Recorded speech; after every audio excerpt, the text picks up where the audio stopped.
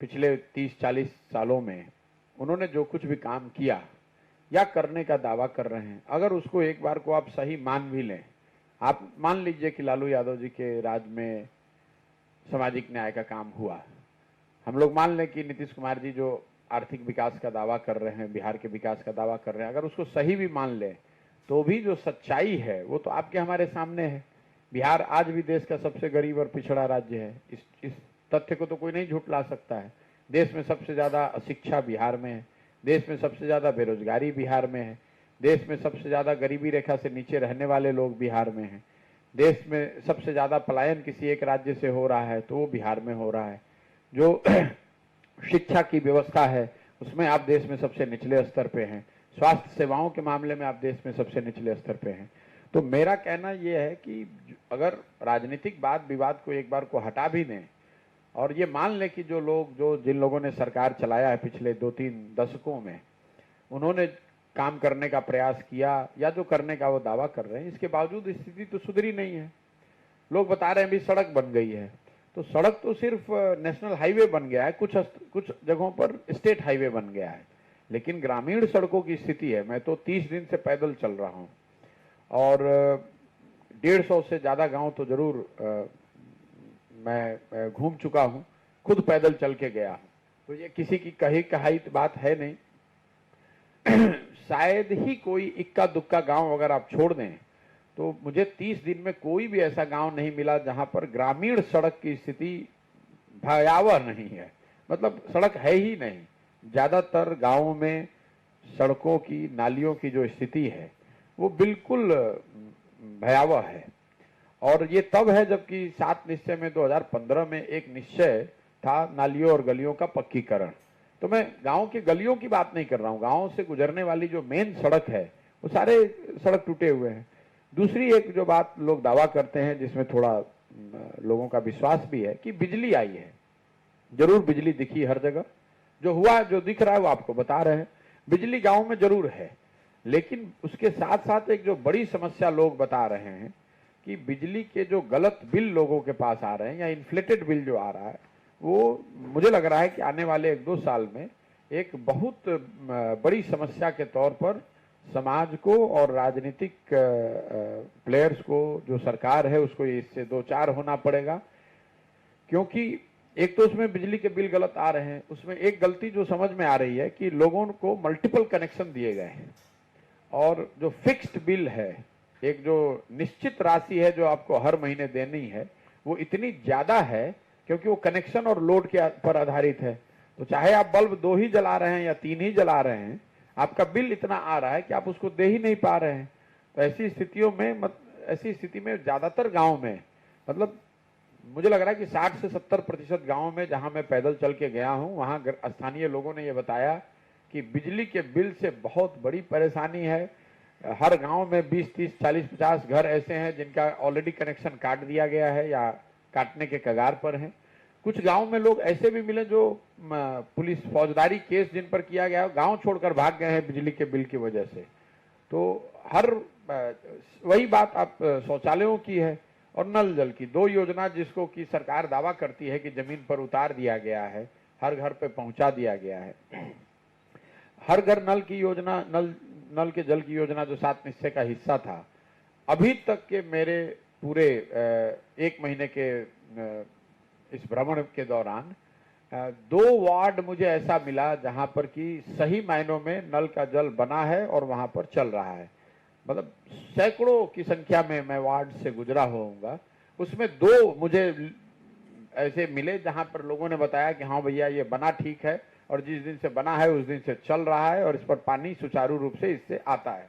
ज्यादातर जगहों पर लोगों ने बताया कि वो कभी चालू ही नहीं हुआ। जहां चालू हुआ लोगों ने बताया 2-4, 10 दिन, 1 महीने, 2 महीने चला, फिर बंद हो गया। कुछ लोगों ने बताया कि बन के चला, फिर टंकी गिर गई, टूट गई, उसका स्टैंड है वो खराब हो गया। बहुत लोगों ने ये बताया कि वो कुछ दिन चला, उसके बाद जो पाइप की क्वालिटी थी वो खराब थी, इसलिए वो टूट गया। और कई जगहों पर लोगों ने यह भी बताया कि जो जल जमाव लोकल स्तर पे जो समस्या एक नई पैदा हो गई हर घर नल के जल की योजना की वजह से, क्योंकि पानी निकासी का कोई उसमें प्रावधान नहीं किया गया। पंचायत के मुखिया जी ने किया है, पंचायत प्रतिनिधियों ने किया है और सरकारी अफसर उसमें शामिल हैं। आप नल की जल योजना को छोड़ दीजिए, मान लीजिए उसमें तो गलती वार्ड सदस्यों की थी। जो ओडीएफ हुआ है, जो सेंट्रल गवर्नमेंट का पैसा है, हर परिवार को 12,000 रुपए शौचालय के लिए मिलने थे, शौचालय बनना था। अब मैं जितने गांव से निकला हूं, अभी तक कोई गांव ऐसा नहीं मिला है जहां बिना नाक पर गमछा बांधे गांव से निकल जाए। ऐसा तो नहीं कि बन गया लोग यूज नहीं कर रहे हैं। तो ज्यादातर केसेस में लोग आपको बताएंगे कि शौचालय बने ही नहीं है, अधिकारियों ने बड़े पैमाने पर उसमें पैसा लिया है। चंपारण के विषय में तो जो लोग बता रहे हैं, मैं विश्वसनीय तौर पे कह सकता हूं, क्योंकि हजारों लोगों ने अभी तक मुझे ये बताया कि 2,000 से 6,000 रुपए तक एडवांस में अधिकारियों ने पैसे लिए और उसके आधार पर 12,000 रुपए आपको रिलीज कर दिया गया। ना पैसा लेने वाले ने सोचा कि शौचालय बनेगा कि नहीं, यूज करने की तो बात ही छोड़ दीजिए। और जब ओडीएफ का दबाव सेंट्रल गवर्नमेंट का हुआ तो जिलाधिकारी हो, बीडीओ हो, जो लोग भी उसमें उसके लिए जिम्मेवार थे, उन्होंने पंचायत में जो चुने हुए जनप्रतिनिधि थे उनको साथ में बैठाकर या दबाव देकर, क्योंकि अलग अलग वर्जन है, आप मुखिया जी लोग से पूछिएगा तो उन्होंने वो ये आपको बता रहे हैं कि भाई हमको जिलाधिकारी और अफसरों के दबाव में हमको ओडीएफ का सर्टिफिकेट साइन करना पड़ा। भाई गलती चाहे जिसकी हो, जो लोग उसमें शामिल थे गलती तो उन्हीं की है, चाहे वो जनप्रतिनिधि हैं चाहे अफसर हैं। ओडीएफ सर्टिफिकेशन जब हो गया, जब ओडीएफ सर्टिफिकेशन हो गया और उस गांव में शौचालय बने नहीं है और खुले में सब लोग शौच कर रहे हैं, तो किसी पर तो जिम्मेवारी तय की जानी चाहिए। और जिसके कार्यकाल में, जिस बीडीओ के कार्यकाल में, जिस पंचायत अफसर के कार्यकाल में, जिस जिलाधिकारी के कार्यकाल में ओडीएफ सर्टिफिकेट किसी गांव का जारी किया गया है और वहां ओडीएफ नहीं हुआ है, तो उन पर कार्रवाई होनी चाहिए और बहुत कड़ी कार्रवाई होनी चाहिए। बहुत सारी जो चीजें हैं, वो जीएसटी हो या मूल्य निर्धारण, जो सप्लाई और डिमांड का जो इक्वेशन है, जो मूल्य निर्धारण में जिसकी एक भूमिका है, वो ज्यादातर मुद्दे केंद्र सरकार के हाथ में है। लेकिन राज्य सरकार को लेकर अगर बात की जाए तो बिहार में डीजल मुझे लग रहा है कि यूपी के मुकाबले 8 या 9 रुपए महंगा है। अब आप देख लीजिए यहाँ किसानों की स्थिति, डीजल आप 8 से 9 रुपए प्रति लीटर महंगा खरीद रहे हैं यूपी के मुकाबले। यूरिया 277 का आप खरीद रहे हैं 800 रुपए 900 रुपए में। पोटास का दाम 500 वाला पोटास आज बिक रहा है 1800 1900 रुपए में। और इन सब के बाद जो गन्ना और धान आप पैदा कर रहे हैं, तो धान का समर्थन मूल्य 2000 से ज्यादा है। और आप पूरे चंपारण में मुझे कोई किसान नहीं मिला जिसने ये बताया हो कि 1250, 1300, 1400 से ज्यादा में धान बेच रहा है। तो आपकी लागत जो है वो 2 गुने 3 गुने ज्यादा है। डीजल अगर आप 9 रुपए महंगा खरीद रहे हैं, अगर आप खाद 300 का 900 रुपए में खरीद रहे हैं और 2000 का धान आप बेच रहे हैं 1300 रुपए में, तो किसान तो बदहाल होगा ही। गन्ने का जो समर्थन मूल्य है वो यूपी के मुकाबले 60-70 रुपए कम है। उसके बाद जो मिलों में जो धांधली है, जो पर्चे का सिस्टम है, उसमें कुछ जगहों पर शायद आजकल सुधार हुआ है, मोबाइल के माध्यम से मैसेज जा रहा है, लेकिन उसमें वजन में लोग बता रहे हैं कि वजन करने में 5-5 क्विंटल का घोटाला है हर टेलर पे। मसान नदी का या तो बाढ़ है या कटाव है, उससे इतनी ज्यादा तबाही है। मैं बिहार में इतने लंबे समय से जुड़ा रहा हूं, यहीं का लड़का हूं, मुझे इतनी जानकारी नहीं थी कि मसान नदी की वजह से करीब करीब 8-9 पंचायतों में 100 से ज्यादा गांव सीधे तौर पर अफेक्टेड हैं। लाखों एकड़ जमीन, हजारों एकड़ जमीन जो है वो मसान नदी के वजह से या तो बाढ़ का उनको सामना करना पड़ रहा है या वहां पर मसान नदी के बदलते हुए रुख से वहां पर बालू आ गया है। 25 से ज्यादा नदियों के नाम लोगों ने बताए हैं, नोट कराए हैं, जो छोटी बरसाती नदियां हैं, जो नेपाल से जिनका उद्गम है, जो बरसात होती है अचानक से उसमें बाढ़ आता है, जिसको आप अंग्रेजी में फ्लैश फ्लड कह सकते हैं, और 24 घंटे 48 घंटे में तबाही मच जाती है और वो फिर उसके बाद बाढ़ होता नहीं है। सरकार की जो परिभाषा है बाढ़ का, उसके लिए पानी का 3 दिन तक वहां बने रहना, जमे रहना जरूरी है। तो जो चंपारण में बाढ़ से जो लोग जूझ रहे हैं, इनको बाढ़ का सामना भी करना पड़ रहा है और इनको बाढ़ से होने वाली जो भी छोटी मोटी राहत सरकार की ओर से मिलनी चाहिए थी वो भी नहीं मिल रही है, क्योंकि सरकार इसको फ्लड मानती ही नहीं है। बाढ़, पानी ऊपर से आया, आप लोगों को जानकारी होगी, गांव का गांव बह गया, फसल बर्बाद हो गई और अगले दिन पानी या 2 दिन के बाद वो पानी खत्म हो गया। तो ऐसी 25 या 26 नदियों के नाम तो हम लोग लिख चुके हैं अभी तक। मसान उसमें सबसे बड़ी नदी है, जो मेरा अभी तक का अनुभव है 30 दिनों का। चंपारण में 90% लोगों ने बताया कि स्वास्थ्य सेवाओं के लिए लोग उत्तर प्रदेश की सेवाओं पर ज्यादा डिपेंडेंट हैं और यहाँ 5,000 से 12,000 रुपए तक एम्बुलेंस का या गाड़ियों का किराया देकर लोग कुशीनगर, पडरौना, गोरखपुर जाते हैं, बेतिया, पटना नहीं जाते हैं। अब ये समझिए कितनी भयावह स्थिति है। आप स्वास्थ्य व्यवस्थाओं की बात कर रहे हैं और यहाँ के लोगों को यूपी पर जाना पड़ा। ये पूरे बेतिया की मैं बात कर रहा हूँ। और जो 4 ब्लॉक हैं, मधुबनी, पिपरासी, ठकराहा, वो जो चारों ब्लॉक हैं, वहां पर तो इतनी भयावह स्थिति है कि वो नाम के लिए बिहार का हिस्सा है। वो हर चीज के लिए, जितने बच्चे वहां मिले उनकी पढ़ाई कुशीनगर और उसके आसपास के एरिया में हो रही है। जितने लोग मिले वो वहां उनका धंधा, बिजनेस सब कुछ यूपी के साइड में है। जितने लोग मिले वो रोजमर्रा की अपनी सारी जरूरतों के लिए यूपी की सेवाओं और वहां के इंफ्रास्ट्रक्चर पे डिपेंडेंट है। तो ये बिहार के लिए इतनी दुखद बात है। महिला कृषि मजदूरों की जो मजदूरी है वो 70 रुपए से 150 रुपए के बीच में है और वो भी उनको महीने भर की है नहीं।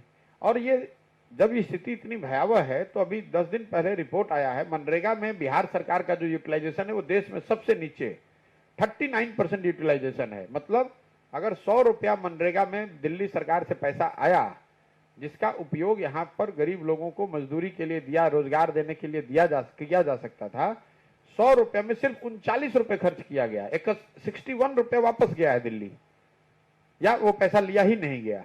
अब आप समझिए, जहां पर रोजगार की तलाश में इतने बड़े स्तर पर पलायन हो रहा है, वहां पर एक जो सुविधा है जो इसमें बिहार सरकार का पैसा नहीं लगना है, केंद्र सरकार का पैसा आएगा, उससे कुछ आपको राहत मिल सकती है, फौरी राहत तो जरूर हो सकती है, उसका आप यूटिलाइजेशन 40% पर है, कोई पूछने वाला नहीं है।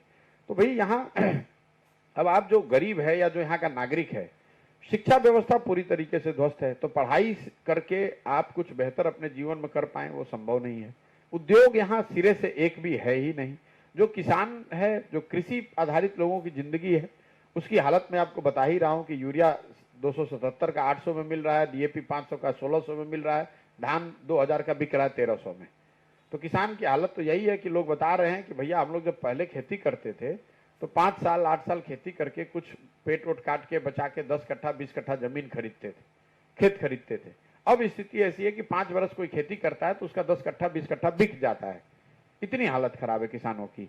और इसके बाद बच गया एक वर्ग जो भूमिहीन मजदूर है, तो मजदूरी यहाँ मिल नहीं रही है। जो पत्थर बालू की समस्या थी जिसमें बड़े पैमाने पर लोगों को रोजगार मिलता था, उसको बिल्कुल ही बंद कर दिया गया। पुलिस अलग परेशान कर रही है लोगों को। और ये यही वजह है कि शिक्षा, उद्योग, कृषि और मजदूरी, इन चारों चीज के अभाव में आप मुझे बताइए कि कोई भी अगर यहाँ जो परिवार रह रहा है वो कैसे गरीबी में, गरीब परिवार तो कैसे उसको चक्र से निकलेगा। उसके पास कोई साधन ही नहीं है। उसके पास एक ही साधन है, यहाँ नरकटियागंज जाइए या बस में ट्रेन में बैठकर कहीं जाइए, 12,000 15,000 के रोजगार के लिए आप अपना गांव देहात परिवार छोड़कर आप जाते हैं। इसीलिए तो मैं जब गांव में जा रहा हूं तो मैंने पहले भी कहा 60 से 70% युवा जो वर्किंग एज ग्रुप में है, 18 साल से 45 साल के लड़के तो गांव में बचे ही नहीं हैं। तो ज्यादातर लोग चले गए हैं रोजगार करने। महागठबंधन में बिहार में रहिएगा और दिल्ली में एनडीए का, बीजेपी का कानून बनाने का जो सदन है, कानून बनाने में आप मदद कर रहे हैं, दोनों बात कैसे हो सकती है। तो मेरा मानना है कि नीतीश कुमार जी यहाँ महागठबंधन में जरूर हैं, लेकिन भाजपा के साथ एक खिड़की उन्होंने खोल के रखी है और वो खिड़की वो विधानसभा का उपसभापति हरिवंश जी हैं। नीतीश कुमार जी का भविष्य जो है, राजनीतिक भविष्य, जदयू का राजनीतिक भविष्य कोई बहुत प्रामाणिक और उज्जवल तो नहीं दिख रहा है। जो साधारण भी जिनको राजनीति की समझ है, किसी आपको रणनीतिकार होने की जरूरत नहीं है। बिहार में तो राजनीति, अभी तक राजनीति के 2 धुर हैं, एक और भाजपा है, एक और लालू जी है, और बीच में पेंडुलम की तरह हिलते हुए नीतीश कुमार है, कभी भाजपा के साथ और कभी आरजेडी के साथ। तो इस तरह से जो आदमी ऑसिलेट कर रहा है, एक साइड से दूसरे साइड, दूसरे साइड से पहले साइड, उसका या उसके दल का राजनीतिक भविष्य कोई लंबा तो हो नहीं सकता है। तात्कालिक तौर पर नीतीश कुमार जी मुख्यमंत्री हैं, बने हुए हैं, क्योंकि वही उनकी प्राथमिकता है, लेकिन दल की, विचारधारा की या उनके संगठन की या जमीन पर जनता के बीच में उनकी जो विश्वसनीयता है, वो तो मुझे लगता है कि अपने सबसे निचले स्तर पर है। तो मेरा फोन तो पेगासस की लिस्ट में है। संजय जायसवाल रूलिंग पार्टी के यहाँ राज्य के अध्यक्ष हैं, तो जारी कर दें कि मैं कितने दिन नीतीश कुमार से फोन पर बात कर रहा हूँ। और उसी तरह नीतीश कुमार जो कह रहे हैं कि भाजपा हमको फंड कर रही है, तो नीतीश कुमार की पूरी राज्य सरकार है, वो एक भी प्रमाण दिखा दे कि भाजपा या भाजपा समर्थित लोग कौन हमको पैसा दे रहा है। ये फालतू की बात, दोनों लोग हैं। घबराहट ये है, देखिए बिहार में दलों को, दोनों लोगों को आदत पड़ गई है फ्री में वोट लेने की। फ्री का वोट का मतलब कि हम काम करें न करें, जनता मजबूरी में हमको वोट दे दे। तो जो ये महागठबंधन है, लालू जी आरजेडी लेड महागठबंधन है, जिसके मुखौटा के तौर पर, चेहरा के तौर पर नीतीश कुमार जी हैं अभी आज के तारीख में, इस गठबंधन को वोट भाजपा को डरा कर लिया जाता है कि भाई अगर भाजपा को वोट नहीं करना है तो हमको वोट करो। और भाजपा को वोट वो लोग कर रहे हैं जिनको ये डराया जाता है कि भैया अगर हमको नहीं करोगे, भाजपा को नहीं करोगे तो लालू जी वापस आ जाएंगे। आपको हमको मालूम है, जमीनी हकीकत तो यही है। अब दोनों लोगों की गाड़ी तब तक चलती रहेगी जब जनता ने कोई तीसरा विकल्प न बनाया हो। उनको ये लग रहा है कि कहीं जनता ने ये तीसरा विकल्प बना लिया तब तो उनकी दुकान ही बंद हो जाएगी, क्योंकि उन्होंने कोई प्रयास तो किया नहीं, कुछ काम तो किया नहीं, जनता के बीच में रहे नहीं। फ्री का वोट लेने की आदत पड़ा हुआ है, वो फ्री का वोट आगे नहीं मिल पाएगा, इसलिए बौखलाहट में कुछ से कुछ बोले जा रहे हैं। और संजय जायसवाल कौन, इतने बड़े नेता हैं मोदी जी का लहर था, उसमें एक बार एमपी बन गए हैं। संजय जायसवाल, आपको तो मालूम है कितना वोट मिला था, 8,000। उनकी ताकत कितनी है वो तो हमको बताने की जरूरत नहीं है, तो चंपारण की जनता ने पहले सर्टिफिकेट लगाया हुआ है। ये लोग तो ऊपर से व्हाट्सएप पे मैसेज आएगा, वो अपना बयान देते हैं, वही काम करते हैं। इनकी अपनी क्या भूमिका है, हमको ऐसा तो नहीं है कि मैं भाजपा को जानता नहीं हूँ। जिस स्तर पे संजय जायसवाल जी या ये काम कर रहे हैं, इससे तो बहुत बड़े स्तर पे भाजपा के साथ मैंने काम किया हुआ है, तो मैं जानता नहीं हूँ कि राज्य के अध्यक्ष की कितनी भूमिका होती है। हर जगह लोगों से आप जहां भी बात कीजिएगा तो लोग यही बताते हैं कि अफसरशाही और भ्रष्टाचार, उस पर तो जितना कम बोला जाए उतना कम है। सामान्य नागरिक तो अब ये बता रहे हैं कि भैया लालू जी के राज में अपराधियों ने जितना लूटा उससे ज्यादा नीतीश के राज में अधिकारी लूट रहे हैं। ये सामान्य लोगों की भावना और उनके विचार। कोई काम आप बिहार में कर नहीं सकते हैं बिना भ्रष्टाचार के, बिना पैसा दिए हुए। कोई आदमी, चाहे आप जनप्रतिनिधि हो, सामान्य जनता हो, आप गरीब हो, धनी हो, आपको पैसा दिए बगैर बिहार में, जैसा लोग बता रहे हैं, कोई भी काम नहीं कराया जा सकता है। जिसमें जिले में जितने लोग जनसुराज से जुड़े हुए हैं वो 11 या 12 तारीख को बेतिया में बैठेंगे, वो लोग अपना निर्णय करेंगे।